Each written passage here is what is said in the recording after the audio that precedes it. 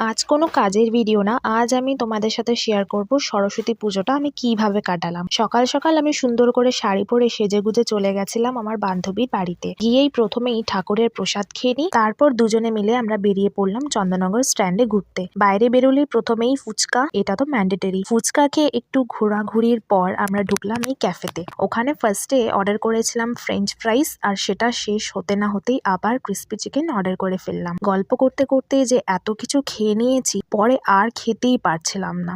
তারপর আমরা বাড়ির দিকে রওনা দিলাম।